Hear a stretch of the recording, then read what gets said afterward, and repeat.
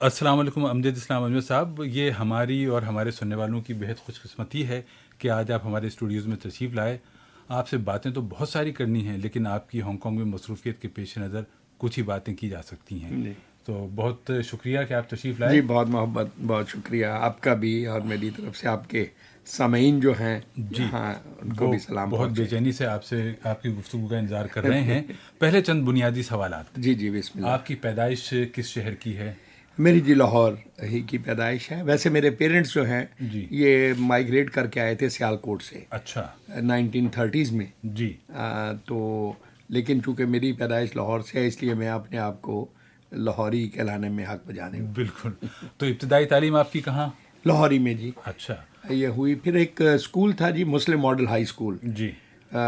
اس کے جو ہمارے ہیڈ ماسٹر تھے یہ ڈاکٹر محبوب الحق جو ہمارے اکانومسٹ تھے، ان کے والد صاحب تھے. اچھا. تو ڈاکٹر محبوب نے وہاں پڑھایا بھی ہے کچھ عرصہ، انہوں نے بھی، ان کے بینوئی نے بھی. جی جی. تو یہ اسکول جو ہے، یہ اور سینٹرل ماڈل اسکول، یہ لاہور کے دو اسکول تھے جی. جہاں سے سینٹرل ماڈل سے زیادہ پڑھے لکھے بچے نکلتے تھے جو بیوروکریٹ بنتے تھے، جی. اور اس اسکول سے پڑھے لکھے بھی نکلتے تھے لیکن ساتھ اسپورٹس مین بھی نکلتے تھے. اچھا. اسپورٹس میں بہت یہ اسکول آگے تھا. تو اللہ تعالیٰ نے آپ کو نثر اور نظم دونوں میں کمال عطا کیا ہے. آپ نے پہلے کس میدان میں قدم رکھا؟ اصل میں دیکھیے عابد بھائی، بات یہ ہے کہ جو فارمیٹیو ایئرز ہوتے ہیں نا بھی کسی بھی شخص کے، جی. ان میں زیادہ تر جیسے بچہ نقالی کرتا ہے نا جی. تو اگر آپ کے پرسوٹس آپ کے ذہن میں ہیں، کوئی آپ پینٹر بننا چاہتے ہیں یا سنگر ہیں یا تو وہ جو چیزیں اس وقت آپ کے کانوں کو اچھی لگتی ہیں، یا یوں کہیے کہ جو چیزیں اس وقت پاپولر ہوتی ہیں فضا میں، آپ انہی سے شروع کرتے ہیں. اور پھر یہ ہے کہ شوق تو بہت سے لوگوں کو ہوتا ہے، لیکن یہ دیکھنا کہ یہ شوق جو ہے اس میں ڈیوریبلٹی کتنی ہے، انڈیورنس کتنی ہے، تو یہ وقتی ٹائم ہی اس کا جج ہوتا ہے. میں جب اسکول میں تھا تو ہمارے اسکول کا رسالہ تھا نشان منزل، تو مجھے 9th کلاس میں اس کا ایڈیٹر بنا دیا گیا.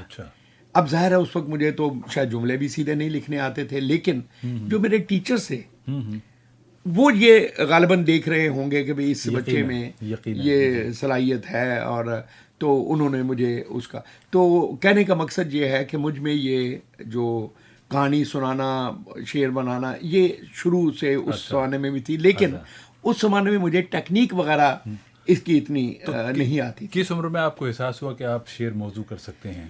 جی یوں سمجھیے کہ میٹرک کے آخری دنوں میں اور فرسٹ ایئر میں میری چیزیں جو ہیں یہ چھپنا شروع ہو گئی تھیں، اور وزن میں تھی اس وقت. اس سے پہلے کا مجھے کو پوری طرح ٹھیک ہے. ابتدائی دور کا کوئی شعر یاد ہوگا؟ وہ بڑے مزے کی ہیں جی. اس زمانے میں جگر صاحب، ادم صاحب بڑے پاپولر تھے جی. تو اسی طرح کی شاعری جو ہے وہ ویسے بھی وہ فوراً سمجھ میں آ جاتی تھی. تو شراب پہ بڑی شاعری کی جاتی تھی اس زمانے میں. تو وہ جیسے میں نے آپ سے بتایا کہ وہ تقلیدی ایک زمانہ ہوتا ہے، اپنے خیالات، موضوعات تو آپ کے پاس ہوتے نہیں، آپ اتنے چھوٹے ہوتے ہیں عمر میں، تجربے میں، کہ پھر جو چیزیں لوگ کہہ رہے ہوتے ہیں انہی کو کرتے ہیں. تو مجھے یاد ہے اس میں نے ایک شعر لکھا تھا جس پر اب ہنسی بھی آتی ہے بہت، کہ ملتے ہیں بے کسوں کو سہارے شراب میں، کھلتے ہیں آرزو کے ستارے اور مزے کی بات ہے میں نے اس وقت تک غالباً کسی کو نہ شراب کو دیکھا تھا نہ کسی شراب پیتے. تو شاعری میں آپ کا کوئی باقاعدہ استاد دی رہا؟ جی نہیں، شاعری میں ایسا سچ نہیں، لیکن حوصلہ افزائی کن کن شعرا نے فرمائی؟ حوصلہ افزائی میں جی تو میرے خیال میں ایک ہی نام آنا چاہیے، وہ جناب احمد ندیم قاسمی صاحب کا ہے. کیونکہ میں جب بی اے کے زمانے میں تھا اس وقت سے میں ہلکا ارباب ذوق میں جانا شروع ہو گیا تھا. تو ادبی جو حوالہ ہے اس میں، اور جو بین الکلیاتی مشاعرے ہوتے ہیں نا جی، ان میں وہ کچھ ہم ٹرافیاں لے کر آتے تھے. پھر میں بی اے کے زمانے میں بزم فروغ اردو اسلامیہ کالج سول لائنز کا سیکرٹری جنرل ہوا، اور شمع تاثیر ایک مشاعرہ ہوتا تھا ڈاکٹر ایم ڈی تاثیر کے حوالے سے، اس کا بھی میں سیکرٹری تھا.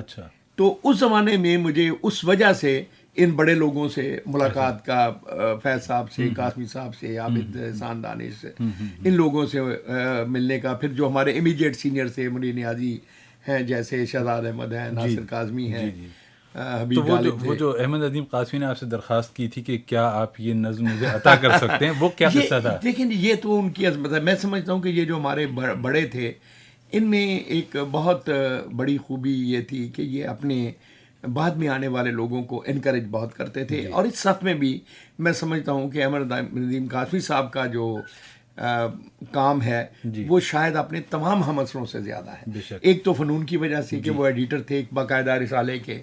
پھر یہ ہے کہ قاسمی صاحب غالباً واحد آدمی ہے ترقی پسند تحریک کے لکھنے والوں میں جو ساری زندگی ادب ہی سے جڑے رہے. بہت سارے لوگ تھے جیسے فیض صاحب تھے، راشد صاحب تھے، دوسرے ہمارے لوگ آئے تو وہ کوئی ادھر نکل گیا کوئی اور اس میں، تو قاسمی صاحب جو ہے وہ جڑے رہے. تو وہ واقعہ ہے جنگ ستمبر کا. میں 5th ایئر میں داخل ہوا تھا تو اورینٹل کالج میں ایک مشاعرہ ہوا. تو اس میں میری جو گزشتہ کارکردگی تھی اس کے حوالے سے مجھے بھی پڑھنے کا موقع دیا گیا کیونکہ میں نے BA میں اسکالرشپ وغیرہ لیا تھا. تو پھر تھوڑا سا میرا نام بھی تھا برا بھلا وہ تعلیمی اداروں میں پیچھے، تو مجھے انہوں نے موقع دیا ایز اے دی ینگیسٹ کہہ لیجیے آپ اس مشاعرے کا میں شاعر تھا. تو وہ میں نے ایک نظم پڑھی. نظم پڑھ کے اب جب وہ لوگ چائے کے لیے جا رہے تھے تو میں پیچھے ہٹ کے کھڑا ہو گیا کہ بزرگ ہیں سینئر گزر لیں. تو قاسمی صاحب میرے پاس آئے اور میرے کندھے پہ ہاتھ رکھ کے کہنے لگے کہ میرا نام احمد ندیم قاسمی ہے. اچھا. میں نے کہا سر آپ کیا کرتے ہیں؟ میں تو کہنے لگے کہ کیا آپ اپنی یہ نظم مجھے فنون کے لیے عطا فرمائیں گے؟ اب یہ لفظ جو تھا عطا فرمائے اٹ واز ٹو بگ میرے لیے. میں سمجھتا ہوں اتنا بڑا تھا. میں ایک بالکل، اور اس زمانے میں جیسا آپ کے علم میں بھی ہے کہ میری جو زیادہ دلچسپی تھی وہ کرکٹ کھیلنے کی تھی. تو میرے لیے کرکٹر بننا شاید زیادہ امپورٹنٹ بات تھی. شاعر یا ادیب ہونا وہ ایک ایسے ہی جب کہہ لیجیے ایک سپلیمنٹری قسم کا اس کا ہوا. تو وہ جملہ جو تھا اس نے مجھے بہت، پھر انہوں نے وہ نظم فنون میں چھاپی.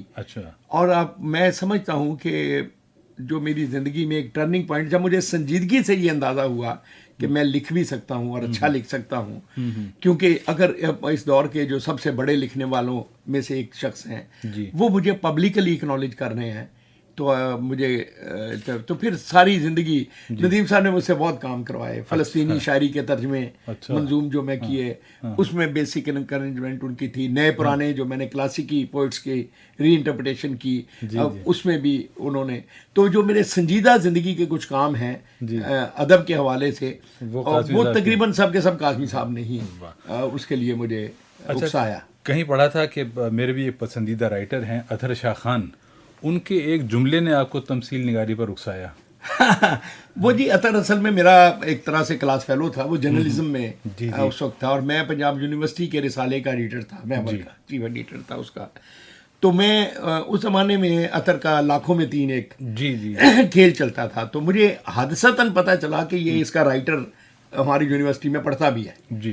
تو پھر میں اس سے ملا کہ بھئی ہمیں رسالے کے لیے مجھے کوئی ڈرامہ دو. اس سے میری اس کی دوستی اور تعلق ہو گیا. آپ نے کرٹیسائز کیا اس کو. جی وہ ایسا ہوا کہ اس زمانے میں بہت کم ٹی وی سیٹس ہوتے تھے. اتفاق سے ہمارے گھر میں بلیک اینڈ وائٹ ایک مجھے یاد ہے NEC کا ایک سیٹ ہوتا تھا. تو جب اس سے ملاقات ہونی اور میں نے اس کا ڈرامہ جو کس دیکھتا تھا تو باتوں میں کبھی میں نے اپریشیٹ تو ظاہر کرتا ہی تھا، کبھی کسی جملے کی تعریف کر دی، کسی پر تھوڑا بہت کوئی تنقیدی بات بھی کر دی. تو کچھ دنوں کے بعد ایک دن مجھے ایسے ہی کہنے لگا، کہتا یار تم لکھتے کیوں نہیں ہو ڈرامہ؟ تو میں پہلا میرا فوری تاثر یہی تھا کہ یہ مجھے ٹونٹ کر رہا ہے کہ کبھی لکھ کے دیکھو تو تمہیں پتہ چلے. پھر اس نے مجھے کہا کہ نہیں آئی سیریسلی تھنک کہ جس طرح سے جو نقطے تم اس میں سے نکالتے ہو جس طرح سے، تو اس سے لگتا ہے کہ تمہیں ہے تو کیوں نہیں ٹرائی کرتے. تو اصل میں ان کے کہنے پر ہی میں نے پہلا ڈرامہ جو ہے سنا کہ آپ کئی برس تک ڈرامہ لکھتے رہے، لیکن یہ لکھنے کی کوشش کرتے رہے لیکن ٹی وی والوں نے مطلب کوئی زیادہ لفٹ نہیں کروائی. جی بہت یہ اکثر لوگوں کے ساتھ ہوا جی. بدقسمتی سے ہمارے یہاں جب ٹیلی ویژن آیا ہے نا جی تو اس وقت جو زیادہ کریٹیو صلاحیتیں رکھنے والے لوگ تھے ان کو کوئی پراپر پلیٹ فارم نہیں ملتا تھا، یعنی فلم میں، تھیٹر میں، ریڈیو میں. تو ٹی وی کے ساتھ وہ سب کے سب لوگ جو ہیں وہ ادھر آ گئے، لیکن ان میں سے کوئی بھی ٹی وی کے لیے ٹرینڈ نہیں تھا. مطلب کوئی ریڈیو کا ٹریڈ تھا, کوئی تھیٹر کا تھا, کوئی فلم کا تھا. تو یہ لوگ آئے, چنانچہ ہمارے یہاں تھیوریٹیکلی جس کو ٹریننگ کہتے ہیں وہ نہیں تھی. جی. تو میں نے جب ٹی وی کے لیے لکھنا شروع کیا تو ظاہر میں نے دیکھ دیکھ کے لکھنا شروع کیا. نہ کوئی کتاب تھی, نہ اکیڈمی تھی, نہ کوئی اور بتانے والا تھا. تو اس میں ڈیفینیٹلی کچھ پرابلم ہوں گے. مگر پرابلم یہ تھی کہ جو صاحب اس کو ریجیکٹ کرتے تھے, پرابلم کا ان کو بھی پتا نہیں, تو خود نہیں بتا سکتے تھے کمی کیا ہے. ہاں, میں ان سے یہ پوچھتا تھا کہ اچھا جی یہ ٹیلی پلے نہیں ہے, مان لیا, مجھے بتاؤ ٹیلی پلے ہوتا کیا ہے. اچھا. تو پھر وہ کہتے تھے فائنلی کہ یار یہ تو میرا جواب نہیں ہے. اچھا. تو وغیرہ. لیکن یہ ہوتا, میں سمجھتا ہوں کہ یہ میرے لیے ایک لحاظ سے بہت اچھا ہوا کہ وہ جو ٹریننگ مجھے ملی اور اس میں مجھے نفسیاتی طور پر جو طاقت حاصل ہوئی, کیونکہ ہر ریجیکشن جو ہے وہ میرے اندر ایک مزید طاقت مجھے دیتی تھی. سم ٹائمز 2-4 دفعہ ایسا ہوا کہ میں بہت ڈپریس ہوا اور میں نے پاڑ بھی دیے, اسکرپٹ وغیرہ بھی, لیکن زیادہ تر یہ مجھے انکریجمنٹ دیتی تھی کہ نہیں اچھا کوئی بات نہیں, میں اس کو دوبارہ ان کو لکھ کے. تو پہلا کھیل جو آپ کا نشر ہوا وہ آخری خواب. جی ہاں, یہ مزے کی بات ہے, یہ اسلام آباد ٹی وی سے ہوا, پنڈی ٹی وی اس وقت ہوتا تھا. تو یہ لاہور سے نہیں ہوا, لاہور والوں نے تب بھی گھاس نہیں ڈالی, بلکہ میرے پہلے تینوں کھیل جو ہیں یہ پنڈی سے ہوئے. جی ہاں, ہوا کے نام ایک سیریز شروع ہوئی تھی 74 میں, ویمن ایئر تھا انٹرنیشنل. تو ہماری ساحرہ کاظمی جو ہے یہ اس وقت یہ گیسٹ پروڈیوسر کے طور پر آئی تھی ابھی, اور غفران امتیازی کے ساتھ مل کے انہوں نے. تو مجھے کوئی پروڈیوسر نہیں ملتا تھا, ان کو کوئی رائٹر نہیں ملتا تھا. چنانچہ وہ کہتے ہیں نا, میں سارا کو کہا کرتا ہوں کہ خوب گزرے گی جو مل بیٹھیں گے دیوانے دو. تو ان کو انہوں نے 2 پلے اس میں میرے کیے جی, ایک برزخ کیا پہلا پلے جو تھا, اور ایک موم کی کیا, دونوں بہت ہی مشہور. اور تو یہ دونوں پلے جو ہیں جی یہ پاپولر. مگر مزے کی بات ہے کہ اس کے بعد بھی لاہور ٹی وی نے کوئی ایسا نوٹس اس کا نہیں لیا. اتفاق سے اس زمانے میں قمر آفتاب احمد جو ہیں وہ کراچی سے جی ایم تھے اور ٹی وی کے بہت اعلیٰ پروڈیوسر تھے. وہ آئے لاہور ٹرانسفر ہو کر, اور ان کو ایک 23 مارچ 1975 کے لیے ایک خصوصی کھیل جو ہے وہ ملا. اچھا. تو انہوں نے کہیں میرا کوئی ایک پلے غالباً دیکھا ہوا تھا, کچھ لوگوں سے سنا, تو پھر انہوں نے مجھے بلوایا کہ آپ یہ پلے لکھیں. اور اس پلے کی 2-3 خوبیاں ہیں. ایک تو یہ کہ یہ جس رات کو یہ نشر ہوا وہی میری شادی کی رات تھی, تو اسی دن شادی تھی میری رات کو وہ پلے چلا. پھر اس کے بعد جو مجھے زندگی میں پہلا ٹی وی کے حوالے سے ایوارڈ ملا, گریجویٹ ایوارڈ فرسٹ, وہ بھی اسی ڈرامے پہ ملا تھا. تو اس حوالے سے یہ, اور پھر اس کا نام بھی بڑا سمبولک بن گیا, خواب جاگتے ہیں. تو بہت ساری چیزیں. مگر 1979 کے آخر میں تو آپ ٹی وی پر چھا گئے ایک دم, جب آپ کا وارث شروع ہوا ہے. اور میں ان دنوں پاکستان میں ہی تھا, اور حقیقتاً سڑکوں اور گلیوں میں سناٹا ہو جاتا تھا جب وارث آن ایئر جاتا تھا. اس کے بعد پھر آپ کا سمندر, دہلیز, وقت, فشار, نہ جانے کتنے سیریل اور کتنی فلمیں.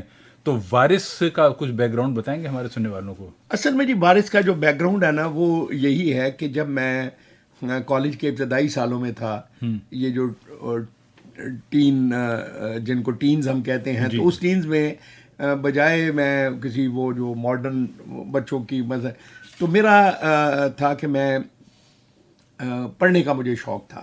اور وہ مجھے اپنے والد صاحب سے اس طرح ملا کہ وہ ابن صفی کے ناول بہت پڑھا کرتے تھے. اچھا. تو ابن صفی میرے خود بھی بڑے پسندیدہ رائٹر ہیں. 2 بندے ہیں جنہوں نے اسکول کے زمانے میں میری ریڈنگ ہیبٹ ڈیولپ کی, ایک شفیق الرحمان اور ایک بالکل بالکل, یہ تقریباً اس دور کے سب لوگوں کے ساتھ یہ ہے. وہ ہوا تو وہ مجھے تھا شوق. اس کے بعد پھر سہیل لدھیانوی, ادم صاحب, جگر, اور جو آسانی سے سمجھ آ جاتے تھے شروع میں. تو خاص طور پہ ساحر کو جب میں نے پڑھا تو اس میں یہ جو طبقاتی کشمکش جس کو ہم کہتے ہیں, ملے اسی لیے ریشم کے ڈھیر بنتی ہیں کہ دخترانے وطن تار تار کو ترسے, چمن کو اس لیے مالی نے خون سے سینچا تھا کہ اس کی اپنی نگاہیں بہار کو ترسے.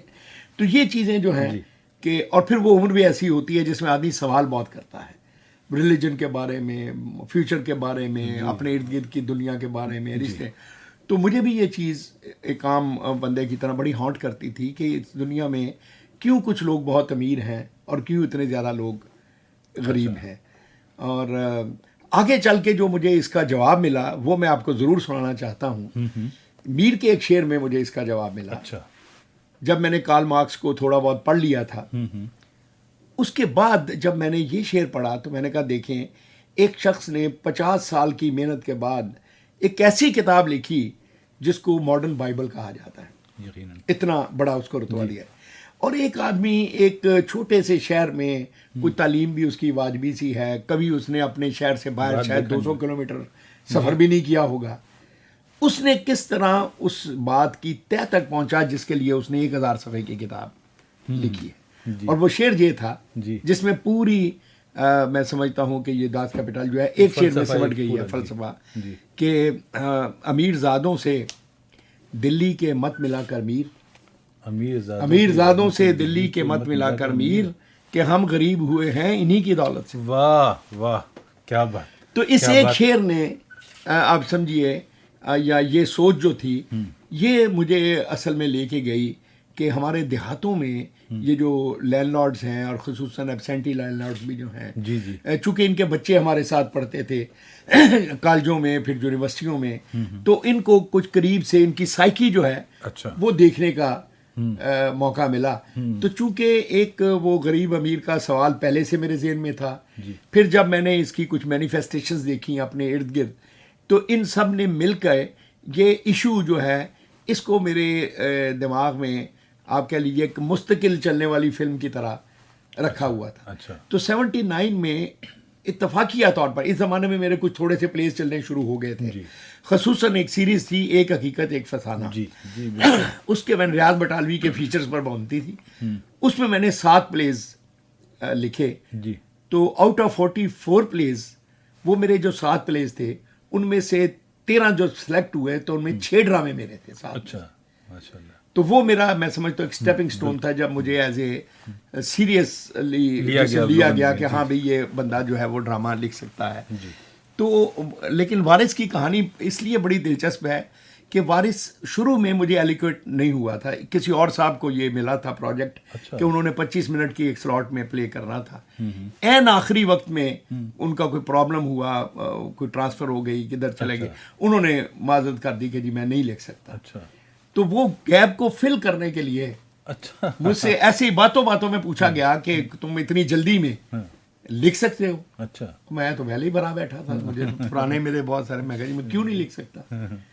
تو آپ یقین کریں کہ یہ اس کی جو پہلی قسط تھی یہ, اور سارا ڈرامے کا بینی پلاٹ یہ میرے خیال میں 2 یا 3 ہفتے میں سارا بنا جی. اچھا. اور چونکہ وہ اصل میں اس کا را مٹیریل تو آلریڈی میرے پاس تھا, صرف اس کو شکل دینی تھی. تو ہمارے ایک بہت کمال کے پروڈیوسر ہیں ٹی وی کے, میں سمجھتا ہوں کہ جن کو فادر فگر کہنا چاہیے, یاور حیات. تو یاور حیات صاحب میں ان کو جو تھیوری کی بہت غیر معمولی سمجھ تھی, اور ان کی بڑی اچھی نظر تھی اس پہ, اس میڈیم پہ. تو باتوں میں ہمیں جب ہم پلیس کرنے لگے کہ یہ فیوڈل فیملی کہاں پلیس کی جائے اور کیا مین ایشو بنایا جائے, تو انہوں نے یہ بتایا کہ اس زمانے میں منگلا ڈیم تو تھا ہی, لیکن ایک خانپور ڈیم بن رہا تھا. خانپور ڈیم کے ساتھ کچھ ایسے کریکٹر وابستہ تھے جو بعد میں ہم نے ان کی شکلیں بدل کے تو ادھر لیا. تو وہاں سے یہ آئیڈیا جو ہے اس نے شکل پکڑنی شروع کی کہ کس طرح کچھ لوگ اپنے جیسے جیوز ہمارے یہاں ہے نا کہ ان میں کانسیپٹ ہے کہ we are the chosen once. تو ہمارے یہاں بھی یہ جو فیوڈل کلاس ہے یہ اپنے آپ کو چوزن ون سمجھتی ہے.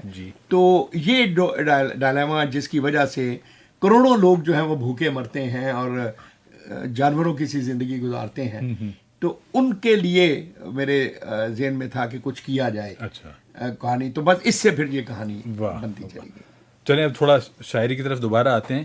اساتذہ میں کون سے شعراء ہیں جو آپ کو پسند ہیں؟ اصل میں بات یہ ہے جی کہ میں کلاسکس کا بہت عاشق ہوں, اور اسی وجہ سے جو کتاب میں نے آپ سے ذکر بھی کیا کہ قاسمی صاحب کے کہنے پر میں نے لکھنا شروع کی تھی نئے پرانے, تو اس میں جو 8 بڑے شاعر ہیں ہمارے, 3 تو عظیم ہیں, باقی 5 بڑے ہیں, یعنی میر, غالب اور اقبال, یہ 3 تو میں عظیم شعراء میں ہیں. ان کے بعد سودا تھے, میر درد تھے, مصفی تھے, آتش تھے, اور نذیر اکبر آبادی تھے. یہ 5 شاعر میرے خیال میں یہ اس کے بعد کی کیٹیگری میں. باقی لوگ بہت اعلیٰ ہیں لیکن وہ سب ان سے نیچے تھوڑے سے نیچے آتے ہیں. تو یہ 8 شاعر تو میرے پکے جن کو آپ کہہ سکیے ان کا جو میں ہوں. لیکن ان کے علاوہ بھی بہت سارے شعراء جو ہیں ہمارے کلاسکس میں. پھر جو ہمارے امیجیٹ سینئر ماضی قریب کے جو امیجیٹ جو ہمارے سینئر تھے ان میں جیسے فیض صاحب تھے, فراق صاحب تھے, قاسمی صاحب تھے, میرا جی تھے, راشد تھے. پھر ان کے بعد ہم اثروں میں نہیں, ہم اثروں سے پہلے جو ایک جنریشن ہے نا جی, ان دونوں ان کے درمیان یعنی فیض صاحب کے اور میرے درمیان ایک نسل اور ہے, اور وہ بڑی کمال کی نسل ہے, منیر نیازی, جس میں جی منیر نیازی, احمد فراز, شہزاد احمد, ظفر اقبال, ناصر کاظمی, جان ایلیا, سلیم احمد, ثاقب فاروقی, یہ لوگ جو ہیں یہ تھے جو ہم, احمد مشتاق. تو یہ لوگ جو تھے انہوں نے میں سمجھتا ہوں کہ یہ وہ برج ہیں جو اس نسل کے اور ہمارے درمیان. پھر میرے کنٹمپریریز میں جیسے عبید العلیم تھے, افتخار عارف ہیں, خالد احمد ہیں, ایوب خاور ہیں, پروین شاکر مرحومہ تھی, تو یہ خورشید رضوی صاحب ہیں, نجیب احمد ہیں. تو یہ کچھ لوگ جو ہیں یہ ہیں جو بالکل جن کو کہنا چاہیے کہ ہم ایک ساتھ ادبی دنیا میں. اس سے آگے آپ کیا دیکھتے ہیں؟ آگے بھی بہت اچھا ہے جی. اصل میں بات یہ ہے کہ اب اردو زبان جو ہے وہ چونکہ ہماری تعلیمی سسٹم سے اردو زبان اور اس کا ادب وہ خارج ہوتا چلا جا رہا ہے.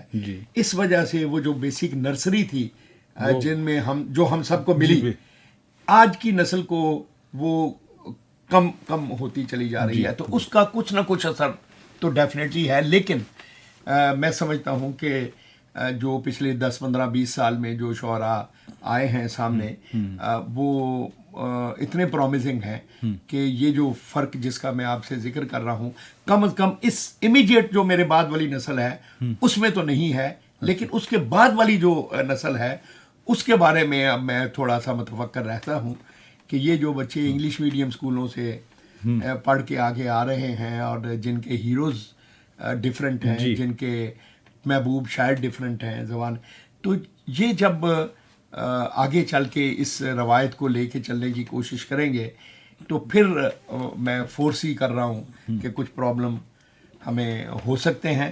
لیکن ہماری روایت اتنی مضبوط ہے اردو شاعری کی کہ میں ویسے بھی ایک آپٹیمسٹ آدمی ہوں. مجھے یہ لگتا ہے کہ اگر آئندہ 15-20 برس میں ہم نے ریکٹیفائی کر لیا ان غلطیوں کو جو پیچھے کی گئی ہیں, اور اپنے کیونکہ میں 4 سال ڈائریکٹر رہا ہوں جی کریکلم کا بھی پنجاب کا, تو اس وجہ سے تھوڑا سا ایجوکیشن کے حوالے سے بھی مجھے اندازہ ہے کہ کہاں کیا پرابلم ہے. تو اگر وہ پرابلم ایڈریس کر لی جائیں تو اور دوبارہ ہم اپنا رشتہ اسی روایت سے جوڑ لیں تو پھر مجھے کوئی خطرہ ایسا نظر نہیں آتا. وہ جو روایتیں تھیں ہمارے یہاں ٹی ہاؤس, کافی ہاؤس کی, جہاں پر شعراء ملتے تھے, بیٹھتے تھے, ایک دوسرے سے ایکسچینج آف ویوز ہوتا تھا, وہ چیزیں ختم ہو گئیں. حلقہ ارباب ذوق کی محفلیں ختم ہو گئیں. تو اس کا کیا امپیکٹ ہے؟ اچھا دیکھیے, پہلی بات تو یہ ہے کہ ہمیں ذرا نوسٹیلجیا سے تھوڑا سا ہٹ کر ہمیں دیکھنا چاہیے. مثلا مجھے انگلینڈ بہت موقع ملتا رہتا ہے جانے کا, تو میں دیکھتا ہوں کہ یہ جی وہ پب ہے جہاں ڈکنز بیٹھا کرتا تھا, یہ فلاں ہے یہ. لیکن اب ان کی صرف تختی لگی ہوئی ہے وہاں, باقی اس کا کوئی تعلق نہیں ہے. بات یہ ہے جی کہ ہر زمانے کا یہ جو 1950 تک کا ہمارے آپ دور کو ذہن میں لائیں تو آپ دیکھیے کہ بڑے شہر جو ہیں یہ آج کی نسبت بہت چھوٹے ہوا کرتے تھے. مثلا مجھے یاد ہے کہ جو پاک ٹی ہاؤس ہے جو لاہور کے ادیبوں کا گڑھ تھا, جب ہم پڑھتے تھے یونیورسٹی میں تو 5 میل کے ریڈیس میں پورا شہر ختم ہو جاتا, واکنگ ڈسٹینس پہ تھی, یعنی کسی بھی طرف سے آپ جائیں. تو اس زمانے میں لوگوں کو پیدل چلنے کا شوق بھی تھا, ناصر کاظمی سمیت, تو لوگ پیدل بھی بہت. تو ٹی ہاؤس میں آنا جانا کوئی مسئلہ نہیں تھا. اب میں رہتا ہوں جی ڈیفینس میں, مجھے لگتا ہے 1.25 گھنٹہ پہنچنے میں, جو اس طرح کی ہماری ٹریفک ہے. پھر جب میں وہاں جاتا ہوں تو جن لوگوں سے ملنے کے لیے پرانے وقتوں میں لوگ آیا کرتے تھے نوجوان, اب وہ لوگ بھی وہاں نہیں ہوتے. تو اب وہ اسی طرح زیلن جو کافی ہاؤس تھا کراچی میں, حلقے کی محفلیں جو ہے, تو اب ایک تو ڈسٹنس ہیں, پھر یہ ہے کہ ادب کے ساتھ کانٹیکٹ کے بہت سارے نئے رستے کھل گئے ہیں. پرانے وقتوں میں سوائے اخبار اور رسالے ریڈیو کے اور اس طرح کی محفلوں کے کوئی اور طریقہ نہیں ہوتا تھا. آج آپ کی جیب میں ساری دنیا کا ادب جو ہے موبائل میں، فیس بک میں اور انٹرنیٹ میں اور یہ پڑا ہوا ہے. تو کچھ اس وجہ سے پھر یہ ہے کہ میڈیا نے جو عکس جو ہیں شاعروں کے تصویریں ان کو اتنا کامن کر دیا ہے کہ اب آپ کو پشین میں بیٹھا ہوا کوئی آدمی جو ہے وہ جو پہلی بار کہیں دیکھتا ہے تو فوراً پہچان لیتا ہے. صحیح بات. اس نے میری امیج دیکھی ہوئی ہے.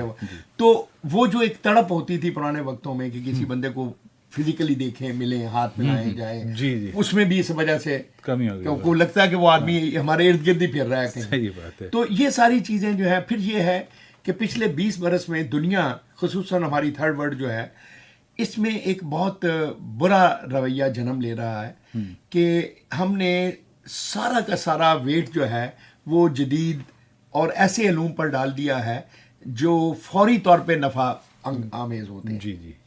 تو اس سے وہ جو نالج کی ایک ڈیپتھ تھی، سوشل سائنسز تھی، وہ آپ کے یونیورسٹیوں سے خارج ہوتی تھی. اصل میں انسان جو ہیں یہ ماڈرن سائنسز اتنا نہیں بناتی جتنی سوشل سائنسز بناتی ہیں.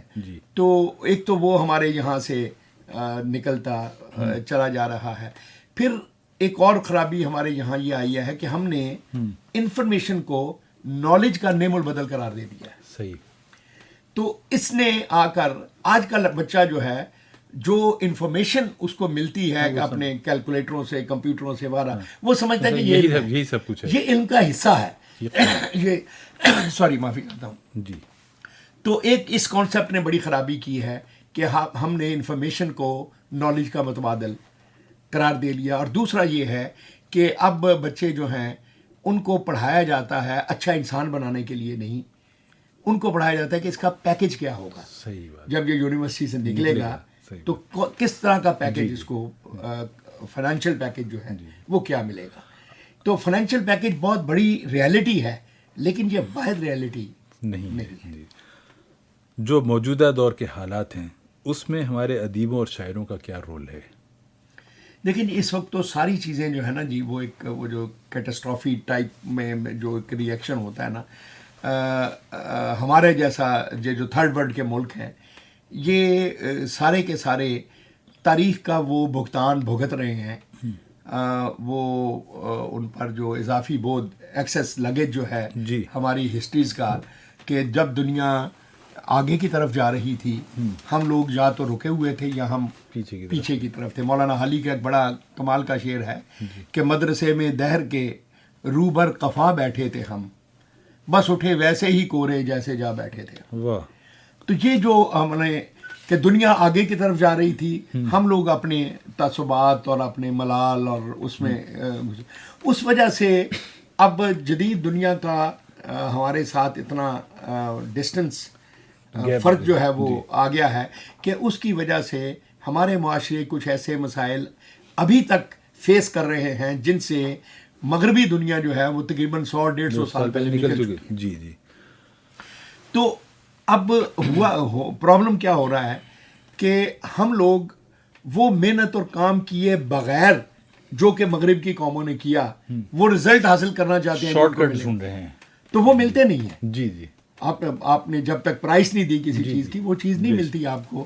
تو یہ چیز جو ہے پھر یہ ہے کہ ہم نے یا تو دین اور مذہب کو ضرورت سے زیادہ اپنے اوپر کر لیا ہے یا اس کو بالکل ہی زندگی سے خارج کر دیا ہے.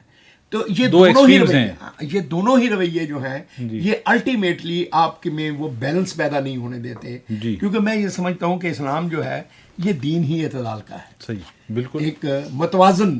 مجھے یاد ہے کہ میں نے کہیں ایک حدیث مبارک پڑھی تھی کہ پوچھا گیا کہ ایمان یہ جو جبر اور اختیار ہے اس کا جو تناسب ہے وہ کیا ہے انسانی زندگی میں. تو آپ نے فرمایا کہ ان الایمان بین الجبر والاختیار، کہ ایمان جبر اور اختیار کے بین ہے، درمیان میں. تو یہی تعلیم میں سمجھتا ہوں کہ ہر زندگی کے شعبے میں ہے کہ ہمیں دریا جو ہے وہ کناروں پہ نہیں ہوتا، دریا درمیان میں ہوتا ہے. ہم اس کو کناروں پہ ڈوبتے رہتے ہیں، تو کناروں پر تو دریا نہیں ملے گا ہمیں. اچھا، آپ کی شاعری میں محبت کا موضوع جا بجا نظر آتا ہے. جی. وہ جو آپ کا شعر ہے کہ جو بھی کچھ ہے محبت کا پھیلاؤ ہے، یا محبت کی ایک نظم اگر کبھی میری یاد آئے، یا محبت کی طبیعت میں یہ کیسا بچپنا قدرت نے رکھا ہے، اور بے شمار نظمیں اور غزلیں اس موضوع پر ہیں. یہ کس محبت کی بات آپ کرتے ہیں؟ دیکھیں بات یہ ہے کہ محبت کو جیسے آپ دیکھیں کہ بچپن سے لے کر بڑھاپے تک انسانی زندگی میں بہت سی منزلیں آتی ہیں، اور ان کے ساتھ جو اس کا رشتہ اور ایٹیچیوڈ ہے وہ بھی بدلتا رہتا ہے. جی، یہ سارا ہے. چنانچہ لیکن وہ جو جوانی کی محبت ہوتی ہے جس کا تعلق اپوزٹ سیکس سے ہے، جی، اس میں جو وارمتھ، جو گرمی ہوتی ہے، جو انٹینسٹی ہوتی ہے، جی، وہ شاید باقی محبتوں میں اس طرح سے نہیں ہوتی. اسی لیے یہ شاعری زیادہ پاپولر ہوتی ہے، زیادہ سٹے کرتی ہے، اور آدمی 80 سال کی عمر میں بھی جی، اپنے 20 سال کے زمانے کی محبت جو ہے اس کو Nostalgia سوچ کر جی، انجوائے کرتا ہے. جی. تو اس میں جو بنیادی میرے کچھ ہیں شیڈز، وہ تو اسی محبت کے ہیں. جی، لیکن اس کے ساتھ ساتھ میں نے اپنی شاعری میں کوشش کی ہے کچھ اور محبتیں جو ہیں، جو انسانیت سے جن کا تعلق جو رویہ ہے محبت کا، تعلق ہے، جس سے ویلیوز کے ساتھ جس کا تعلق ہے، جی، ان کو بھی میں نے کوشش کی ہے کہ ان کی بھی مختلف شکلیں جو ہیں وہ کیپچر کی جائیں، ان کو بیان کیا جائے. اس کے علاوہ وقت کی جو فلسفی ہے، جی، یہ مجھے بہت ہانٹ کرتی ہے. ٹائم جو ہے میں بہت اس کا میں گرویدہ ہوں، تو میں نے اس پہ بہت بہت لکھا ہے. محبت کے بعد سب سے زیادہ شاید میں نے وقت کے حوالے سے لکھا ہے، لیکن چونکہ اس میں عام لوگوں کی دلچسپی کی کوئی اتنی بات نہیں ہوتی، اس لیے اس طرح کی نظمیں لوگوں کو پاپولر نہیں ہوتی، یاد نہیں رہتی. جی. لیکن جو میں سمجھتا ہوں اہل ذوق حضرات ہیں، جو ادب کو بہت سنجیدگی سے پڑھنے والے ہیں، انہوں نے اس کا بھی نوٹس جو ہے وہ لیا ہے. تو ابھی بلکہ جو میری شاعری کے انگریزی ترجمے آئے اس میں بھی انہوں نے لکھا ہے love poem and other poem verses. اچھا. تو وہ شفٹنگ سینڈز کے نام سے یہ کتاب. تو محبت کا جو یہ کہنا چاہیے، بلکہ آپ نے جو مصرع کوٹ کیا کہ جو بھی کچھ ہے محبت کا پھیلاؤ، تو اس جو بھی کچھ میں سب چیزیں جو ہے وہ آ جاتی ہیں. اچھا، اتنی سنجیدہ بات کرنے والا امجد اسلام امجد اچانک بالکل ہی مختلف بے ساختہ قہقہ لگانے پر مجبور کرنے والا پلے یا نصیب کلینک لکھ دیتا ہے. بقول شخص سے یہ کھلا تضاد نہیں؟ نہیں جی، یہ تضاد اس لیے نہیں ہے. میں یہ سمجھتا ہوں، میں نے آپ سے عرض کیا تھا کہ میرا جو ابتدائی فارمیٹیو ایئرس تھے ان میں کھلاڑی تھا، اور میں کھلاڑی ہی شاید بننا چاہتا تھا اس میں. تو اس نے زندگی میں مجھے بہت مدد دی ہے. وہ جو ایک اسپورٹس مین اسپرٹ ہوتی ہے نا، ہار کو برداشت کر سکنا، جیت کو مل کے سیلیبریٹ کرنا. جی. اور پھر یہ ہے کہ آپ نے دیکھا ہوگا کہ جتنے کریٹیو لوگ ہیں، ان میں جب کوئی کام کے دوران وقفے آتے ہیں نا، یہ بڑے دلچسپ ہوتے ہیں. جیسے میوزیشنز کو آپ دیکھیں، یہ کمال کے جملے باز لوگ ہوتے ہیں. وجہ یہ ہے کہ ایک کمپوزیشن 2-3 دن لیتی ہے ریکارڈ ہونے میں. اب وہ بیٹھے ہوئے ہیں. تو وہ اسی طرح ہم لوگ جب لنچ پہ اکٹھے ہوتے تھے، لنچ بریک پہ، دوسرے پہ، یا ٹورز میں کہیں گئے ہیں، تو اس میں اب ظاہر ہے کو اپنا برٹن رسل تو ڈسکس ہونا نہیں تھا کھلاڑیوں میں، تو یہی ہلکی پھلکی. تو یہ چیزیں جو ہیں، اور پھر یہ ہے کہ ایک اس میں فطری رجحان، میرا فطری رجحان جو ہے، معافی چاہتا ہوں، وہ تھا کہ زندگی کو میں خوشیاں جو ہیں ان کو انجوائے بھی کرنا چاہیے اور تقسیم بھی کرنا چاہیے. تو اگر کسی محفل میں جا کر آپ ایک بڑا اسکالرلی فیس بنا کر موت و حیات کے مسئلوں پر گفتگو کر لیں گے، تو لوگ زیادہ سے زیادہ یہ ہے کہ آپ کی علمیت سے متاثر ہو جائیں گے، وہ آپ کو پسند نہیں کوئی اتنا کریں گے. تو یہ ہے کہ لوگوں کے ساتھ اسی طرح سے رہو، مل جل کر، ہنسی خوشی میں. اور اگر ان کی زندگی میں آپ کوئی خوشی ایڈ کر سکتے ہیں کسی اچھی بات سے، کسی محفل میں، تو یہ بڑی اچھی چیز ہے. اس لیے میں تو اس کو، اور پھر یہ چونکہ میرا فطری رجحان بھی ہے اس طرف، تو اس لیے پھر مجھے کمپنی بھی ایسی ملی، میرے دوستوں میں ایسے ایسے گروپ ملے کہ جن میں ایک سے ایک جملے باز جو ہے وہ بھرا ہوا تھا، اور ایسے ایسے سٹل جملے کہنے والے لوگ ہیں. مجھے ابھی تک یاد ہے، ہمارے دوست تھے فیصل آباد میں بیٹھے ہوئے، تو ایک دوست تھا جو لائر تھا، جس کا جج بننا جو ہے وہ تقریباً طے تھا. اچھا. کہ یہ اس نے سرٹن ہے. مگر وہ کوئی پولیٹیکل مسئلہ ایسا گڑبڑ ہوئی کہ وہ بیچارہ نہیں نہیں بن بن سکا. اب اس کے دوست اس سے جو جینون جس کو بننا چاہیے تھا اب اس سے اظہار افسوس کیسے کر رہے ہیں. اچھا. کہتے ہیں یار بڑے افسوس کی بات ہے, بڑے افسوس کی بات ہے. دیکھو ہمارے دوست کی باری آئی ہے جج بننے کی تو کہتے ہیں فیصلے میرٹ پہ ہوں گے. اب یہ ایسے کمال کے جو کمال بعض لوگ ہیں تو ان میں رہنے کا موقع ملا, کھلاڑیوں میں. پھر دوست بھی ایسے تھے میرے جو تھے کہ وہ جو وہ ہے نا جی کہ جملہ ضائع نہیں جانا چاہیے, بندہ بے شک ضائع. اچھا, آپ نے فلمیں بھی لکھی اور ڈرامے بھی لکھے, تو کیا زیادہ اچھا لگا, ٹی وی ڈرامہ یا فلمیں؟ اصل میں جی نہیں ٹی وی ڈرامہ ہی ہے بیسیکلی جی. فلمیں سے تو میں بالکل مطمئن نہیں ہوں, اگرچہ وہ فلمیں میری زیادہ تر بہت چلی بھی ہیں. 6 فلمیں میں نے ٹوٹل کی ہیں زندگی میں. پہلے قربانی ایک فلم تھی, اس کے میں نے ڈائلاگ لکھے تھے. پھر حق مہر اور نجات اور چوروں کی بارات اور جو ڈر گیا وہ مر گیا, یہ 4 فلمیں ہیں جو میں نے پوری لکھی ہیں. اور اب آخر میں کوئی 3-4 سال پہلے سلاخیں ایک فلم تھی, اس کے ڈائلاگ میں نے اچھا لکھے. تو یہ پھر 1-2 فلموں کے بیچ میں گیت ویت بھی لکھے. لیکن میں سمجھتا ہوں کہ فلم میں میڈیم میں جی بالکل, ٹی وی میں بھی میری رہی وہ ہوتی ہے 100% تسکین تو کبھی بھی نہیں ہوتی, لیکن ٹی وی میں اچھے دنوں میں ایسا ٹیم ورک ہوتا تھا کہ اس میں کام کر کے خوشی بھی ہوتی تھی. اور بعد میں فلم میں مجھے اکا دکا اس سے قطع نظر کوئی ایسی سچویشن سے میں نہیں گزرا. اچھا, یہ بتائیے کہ کبھی آپ نے اپنے بچپن میں یا طالب علمی کے زمانے میں سوچا تھا کہ آپ کو اتنی شہرت ملے گی؟ نہیں, میں بالکل پکی بات ہے کہ میرے بالکل سان و گمان میں بھی نہیں تھا. بلکہ بہت ایون یونیورسٹی کے زمانے تک میرا خیال یہی تھا کہ میں زندگی میں جو کہنا چاہیے نا آلسو رین تو نہیں, لیکن آلسو رین اور جو ونرز کے درمیان جو ایک بہت لمبا سا گیپ ہوتا ہے جس میں بہت لوگ ہوتے ہیں, تو میرا خیال تھا کہ میں میکسیمم بس اس تک شاید میں پہنچ سکوں گا. تو آپ کے جو لکھے ہوئے ڈرامے ہیں ان میں سب سے زیادہ ڈرامہ آپ کو کون سا ہے جو ہے پسند ہے اور کیوں؟ یہ بڑا مشکل سوال ہے جی. کسی بھی نظم کے بارے میں, کتاب کے بارے میں, ڈرامے کے بارے میں مختلف. ایک تو یہ ہے کہ اس کا یہ چونکہ آرٹ ایسا ہے نا جی جس میں میرے ناظرین سامعین ان کی رائے بھی بڑی اہمیت رکھے. تو کچھ چیزیں ایسی ہیں جو میرے ڈرامے جو ناظرین میں بہت پسند ہیں. کچھ ایسے ہیں جو راجپور نے بڑی اچھی مزے کی بات کی تھی. اس نے ایک زمانے میں کہا تھا کہ یہ میری 2 فلاپ فلمیں ہیں, ایک میرا نام جوکر تھا اور ایک پتہ نہیں کون. تو ان کا چونکہ کوئی والی وارث نہیں, اس لیے ان کو میں نے اپنا بنا لیا. باقی تو پبلک کی ہو گئی ہیں چیزیں, وہ تو لے کے بھی. تو میرے کچھ ایسے 1-2 کام ہیں جن کو بوجوہ اس طرح کی پذیرائی نہیں ملی, کیونکہ ایک تو وہ ہے کہ وہ مین سٹریم کے تھے بھی نہیں. جیسے میں نے آپ کو کہا, میں نے تنقید پہ کتابوں میں سے مجھے بہت پسند ہے. اچھا, کیونکہ اس میں نے کوشش کی ہے کہ ہر ادب پڑھنے والے کو اپنی آنکھ سے ادب کو دیکھنا چاہیے, یہ نقادوں اور محققوں اور ان کی باتوں سے پری فکسڈ آئیڈیاز کے ساتھ نہیں دیکھنا چاہیے.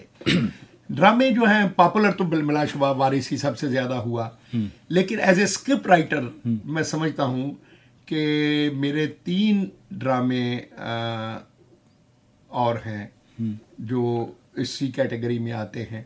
ایک تو دہلیز ہے جی, دوسرا سمندر تھا, اس کے بعد رات تھا. اچھا, باقی بھی دن کو بھی بہت پاپولیرٹی ملی ہے اور وقت وغیرہ کو بھی, لیکن ایز اے ٹیکنیشین آپ کہہ لیجیے, اسکرین پلے رائٹر, میں سمجھتا ہوں کہ یہ ڈرامے جو ہیں زیادہ بہتر, یہ زیادہ بہتر.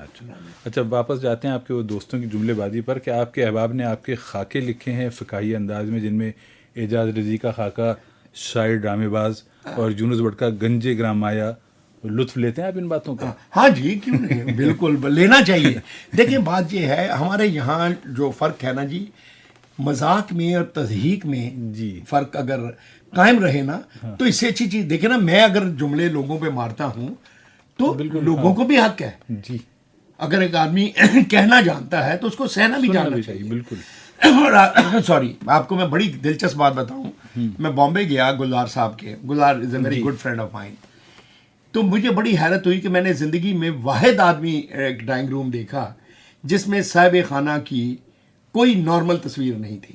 اچھا, ان کی ایک سائڈ پہ صرف ان کے کارٹون بنے ہوئے ہیں. اچھا, جتنے ان کے کارٹون بنے ہوئے ہیں وہ ایک سائڈ پہ انہوں نے لگائے ہوئے ہیں. تو یہ بڑی ایک وسیع ظرفی کی بات ہے کہ وہ آپ تو اس لیے یہ جو ایسا مذاق جس میں آپ ان چیزوں کا خیال رکھیں جن کا ہر شریف آدمی کو رکھنا چاہیے, تو وہ اٹس موسٹ ویلکم. میں اس کو بہت انجوائے بھی کرتا ہوں, اور لیکن میں خود بھی اوائڈ کرتا ہوں کہ میں کسی کی ایسی تضحیک نہ کروں کہ وہ اپنی ماں, بہن, بیٹی وغیرہ دوسرے کے سامنے شرمندہ ہو جائے نا. تو میں یہ چاہتا ہوں کہ اتنا احترام میرا بھی کیا جائے. جی بالکل. اپنی کوئی چیز کسی کی گائی ہوئی جو آپ کو پسند ہو وہ بتائیں تو ہم اس پروگرام کے آخر میں اپنے سننے والوں کو سنوائیں گے. بہت ساری ہیں جی. کوئی خاص پسند کی؟ اس میں ایک وہ میڈم کا ہے میں تیرے سنگ کیسے چلوں ساجنا. چلیے. پھر ان کا ہے نصرت خان کا میں تارا تارا جاگوں تیرے نام. آپ کو میں بتاؤں کہ یہ دونوں گیت ہم اپنے پچھلے ہفتوں کے پروگراموں میں سنوا چکے ہیں. آپ کے ایک غزل اگر آپ کے پاس ہو, جی جگجیت نے میری یہ غزل گائی ہوئی ہے, جی, چاند کے ساتھ کئی درد پرانے نکلے. ٹھیک ہے جی, وہ مجھے وہ انشاءاللہ ہم اس پروگرام کے ساتھ ڈھونڈ کے اگر وہ ملے, اگر وہ نہ ملے تو یہ جو پہلے دو تو آپ کے پاس ہیں. ایک راحت فتح نے میرا گانا گایا تھا, بعد میں فلم میں بھی آیا, لگن لاگی من کی لگن. جی وہ بھی ہم سنوا چکے ہیں پچھلے پروگراموں میں. تو بس انہی میں سے انشاءاللہ. اقبال بانو کی غزل ہے مگر اتنی لمبی ہے کہ وہ شاید آپ کے لیے, مگر وہ مجھے بہت پسند ہے. کسی کے ساتھ نہیں, اس میں تھی دل کے دریا کو کسی روز اتر جانا ہے, اتنا بے سمت نہ چل لوٹ کے گھر جانا ہے. وہ مجھے بہت. چلیے وہ ہم ڈھونڈ کے نکالیں گے انشاءاللہ. اپنے کلام کا کوئی ایسا حصہ جو آپ کو پسند ہو ہمارے سامعین کے لیے پیش کریں. کوئی یہ بھی وہی سوال ہو گیا کہ کون سا واقعی ذرا مشکل سوال ہے یہ, اور اسی لیے آخر میں ہے. چلیے میں اصل میں آخر میں عام طور پر ایک نظم سنایا کرتا ہوں, اور اب اتنے برس ہو گیا مجھے آخر میں سناتے ہوئے. وہ مختلف مشاعروں وغیرہ میں, رات بھی آپ کے یہاں جو محفل ہوئی اس کے بھی آخر میں میں نے وہی نظم سنائی. تو میرا خیال ہے وہی نظم ہے, آپ کو سنا دیتا ہوں. اگر کبھی میری یاد آئے تو چاند راتوں کی نرم دل گیر روشنی میں کسی ستارے کو دیکھ لینا. اگر وہ نخلے فلک سے اڑ کر تمہارے قدموں میں آ گرے تو یہ جان لینا وہ استعارہ تھا میرے دل کا. اگر نہ آئے مگر یہ ممکن ہی کس طرح ہے کہ تم کسی پر نگاہ ڈالو تو اس کی دیوار جہاں نہ ٹوٹے, وہ اپنی ہستی نہ بھول جائے. اگر کبھی میری یاد آئے گریز کرتی ہوا کی لہروں پہ ہاتھ رکھنا, میں خوشبوؤں میں تمہیں ملوں گا. مجھے گلابوں کی پتیوں میں تلاش کرنا, میں اوس قطروں کے آئینوں میں تمہیں ملوں گا. اگر ستاروں میں اوس قطروں میں خوشبوؤں میں نہ پاؤ مجھ کو تو اپنے قدموں میں دیکھ لینا, میں گرد ہوتی مسافتوں میں تمہیں ملوں گا. کہیں پہ روشن چراغ دیکھو تو جان لینا کہ ہر پتنگے کے ساتھ میں بھی بکھر چکا ہوں. تم اپنے ہاتھوں سے ان پتنگوں کی خاک دریا میں ڈال دینا, میں خاک بن کر سمندروں میں سفر کروں گا. کسی نہ دیکھے ہوئے جزیرے پہ رک کے تم کو صدائیں دوں گا. سمندروں کے سفر پہ نکلو تو اس جزیرے پہ بھی اترنا, سمندروں کے سفر پہ نکلو تو اس جزیرے پہ بھی اترنا. سبحان اللہ, سبحان اللہ. بہت شکریہ امجد اسلام امجد صاحب کہ آپ اپنے اس وقت کو نکال کر ہمارے پاس تشریف لائے یہاں پر اسٹوڈیو میں, اور ہمارے سننے والوں کے لیے اتنی دلچسپ اور معلومات انگیز گفتگو کی. میں تمام سننے والوں کی طرف سے آپ کا تہہ دل سے شکریہ ادا کرتا ہوں. بہت محبت, میرا بھی سلام سب کو پہنچے. بہت شکریہ. اچھا, آپ ہمارے سامعین کے لیے کوئی پیغام, جو ہانگ کانگ میں رہنے والے ہمارے سامعین ہیں ان کے لیے کوئی پیغام دینا چاہیں گے؟ وہ ایک 3 لائنوں کی میری ایک نظم ہے جی, وہی اسی کو پیغام سمجھ لیں جی. کہ محبت ایسا دریا ہے, محبت ایسا دریا ہے کہ بارش روٹ بھی جائے تو پانی کم نہیں ہوتا. سبحان اللہ, سبحان اللہ. بہت شکریہ جناب. اللہ حافظ. بہت بہت خدا حافظ.